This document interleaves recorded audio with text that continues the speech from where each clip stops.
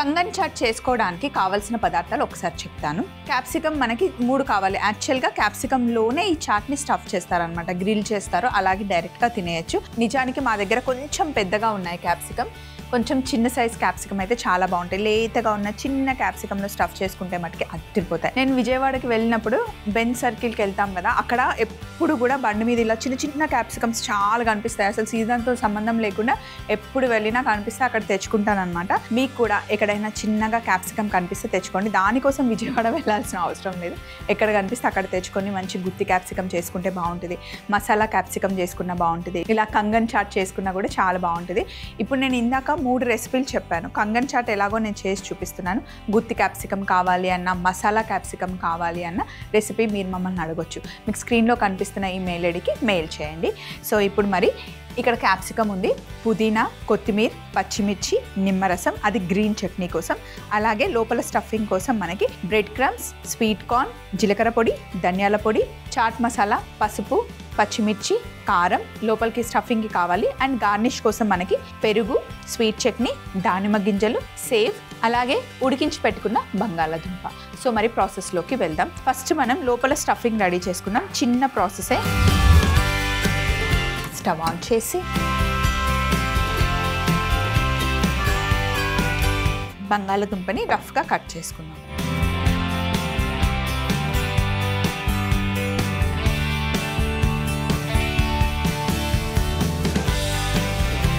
ఒకటే షేప్లో అని ఏం లేదు, రఫ్గా కట్ చేసుకుంటే సరిపోతుంది. లేదా మ్యాష్ చేసుకున్నా ఓకే. మ్యాషర్ తీసుకుని జస్ట్ ఇలా మ్యాష్ చేసేసుకున్నా ఓకే.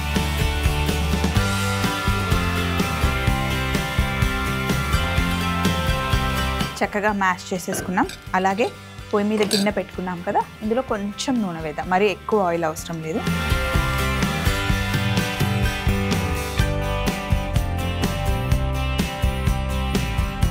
ఇందులో ఫస్ట్ కార్న్ వేసేద్దాం.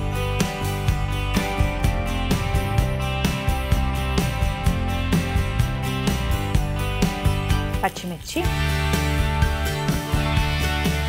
వేసి ఒక్కసారి కలుపుదాం. ఇవి కాస్త ఇలా వేగాలి కచ్చాపచ్చాగా, ఎందుకంటే ఇవి డైరెక్ట్గా తినేస్తాం కాబట్టి ఆ పచ్చి వాసన ఉండకుండా పచ్చిమిర్చి ఇంకా కార్న్ని వేయించేసుకుందాం. ఇందులోనే కాస్త కారం, పసుపు, చాట్ మసాలా, ధనియాల పొడి, జీలకర్ర పొడి, ఇంకా ఉప్పు. బంగాళాదుంప కూడా ఉంది కాబట్టి సరిపడా ఉప్పు వేసేద్దాం. ఇదంతా ఒకసారి బాగా మిక్స్ చేసేసుకోండి. ఇప్పుడు ఇందులో మ్యాష్ చేసుకున్న బంగాళాదుంపని వేసేసుకుందాం.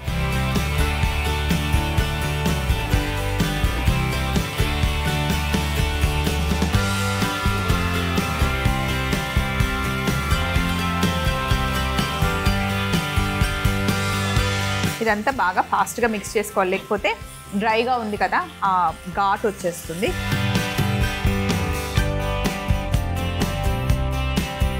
స్టవ్ ఆఫ్ చేసి కొంచెం కొత్తిమీరని కట్ చేసి ఇందులో వేసేద్దాం.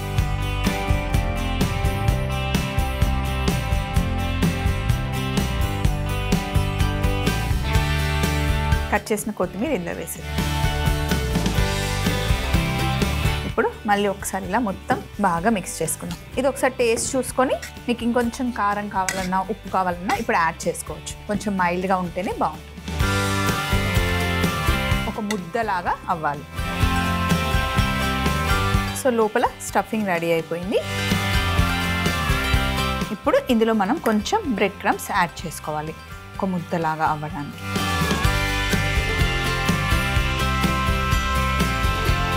ఇంట్లో ఒకవేళ ఎప్పుడైనా బ్రెడ్ తెచ్చుకుంటే ఎక్కువగా ఉంటే బ్రెడ్ క్రమ్స్ చేసేసి డీప్ ఫ్రిడ్జ్లో పెట్టేసుకోవచ్చు. మీరు ఎప్పుడైనా ఇలాంటివి చేసుకోవాలి అనుకున్నప్పుడు యూస్ చేయొచ్చు, ఏం పర్వాలేదు, పాడవదు. ఇప్పుడు లోపల స్టఫింగ్ రెడీగా ఉంది. దీన్ని ఒక బౌల్లోకి నేను షిఫ్ట్ చేస్తాను.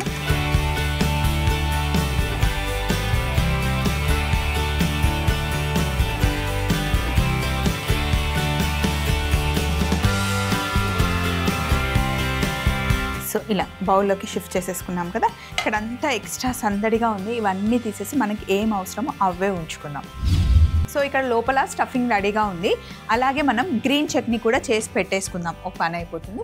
తర్వాత లాస్ట్కి ఇంకా మనం గ్రిల్లింగ్కి వెళ్ళిపోవచ్చు. గ్రీన్ చట్నీ కోసం ఆల్రెడీ చక్కగా వాష్ చేసి పెట్టుకున్న కొత్తిమీర, ఒక 2 పచ్చిమిర్చి, ఒక చిన్న కట్ట పుదీనా. కొత్తిమీర పుదీనా సమానంగా వేసుకోవాలి. అలాగే కాస్త నిమ్మరసం, కొంచెం ఉప్పు వేసుకోవాలి.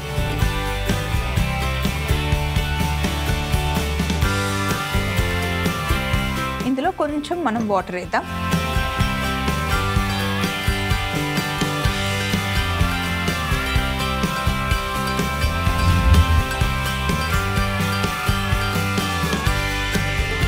గ్రీన్ చట్నీ రెడీ అయిపోయింది.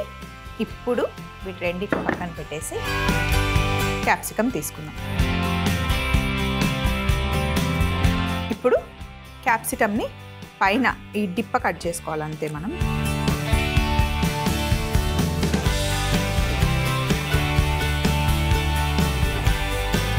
అలాగే లోపలున్న గింజలు తీసేసుకోవాలి.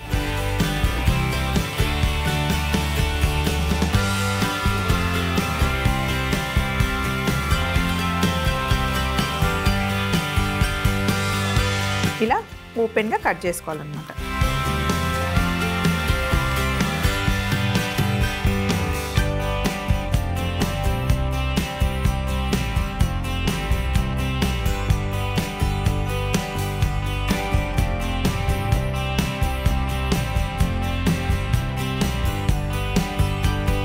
సో ఇలా మొత్తం అన్ని డొల్ల చేసేసుకోవాలన్నమాట, లోపల ఏం లేకుండా.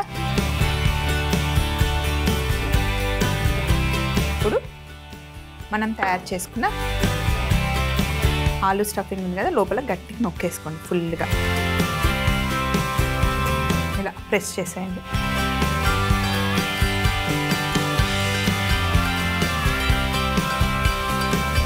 చిన్న క్యాప్సికమ్ ఉంటే మొత్తం ఇలాగే ఫుల్ మనం గ్రిల్ చేసుకోవచ్చు. ఇవి చాలా పెద్దగా ఉన్నాయి కాబట్టి నేను మధ్యలో కట్ చేయబోతున్నాను.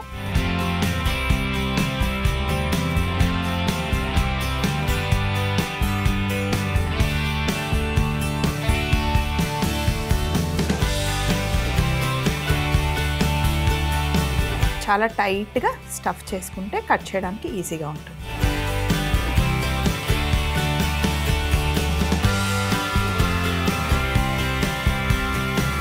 ఇప్పుడు ఒకసారి హ్యాండ్ వాష్ చేసుకుంటాం. స్టఫ్ చేసుకున్న క్యాప్సికమ్ని కట్ చేసుకుందాం.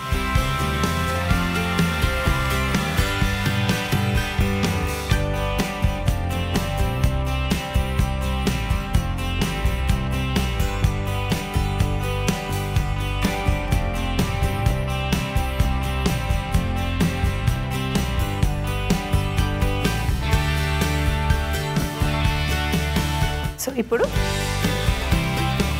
నూనె వేసుకుందాం.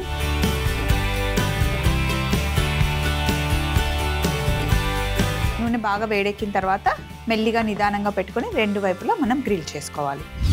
నూనె వేడెక్కిన తర్వాత చూడండి ఎంత చక్కగా మనం స్టఫ్ చేసేసామో. బయటికి రాకుండా జాగ్రత్తగా పెట్టాలన్నమాట.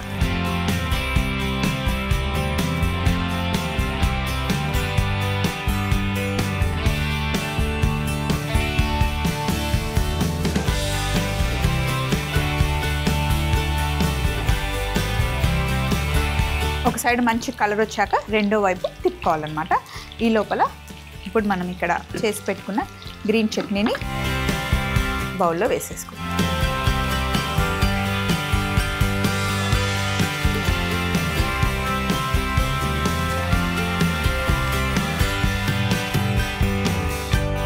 సో ఫస్ట్ మనం క్యాప్సికమ్ స్టఫ్ చేసుకున్నవి 2 వైపులా మంచి కలర్ వచ్చిన తర్వాత నెక్స్ట్ ప్రాసెస్కి వెళ్దాం. 2 వైపులా మంచి ఫ్రై అయిపోయిందండి.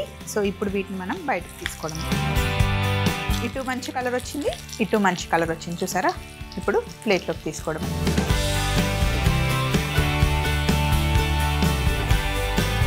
చూడండి ఎంత మంచి కలర్ వచ్చింది.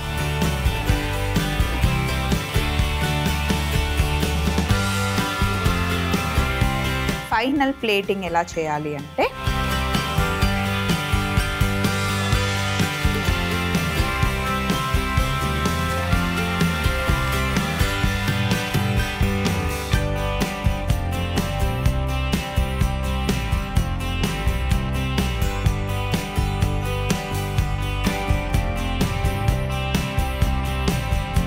సో ఇలా 3 పెట్టుకొని ఫస్ట్ పెరుగు తీసుకొని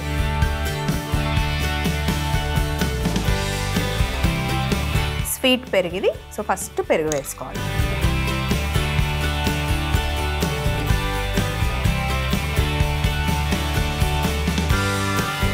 ఇప్పుడు green chutney,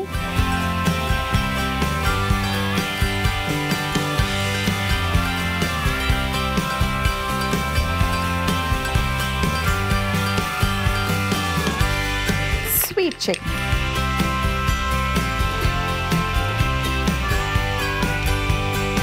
sweet chutney lovers చాలా మంది ఉంటారు.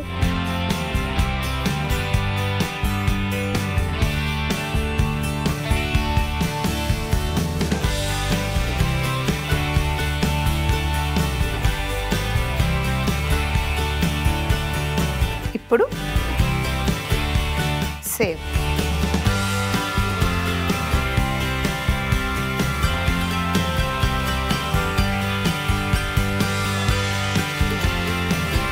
పైనుండి కాస్త దానిమ్మ గింజలు.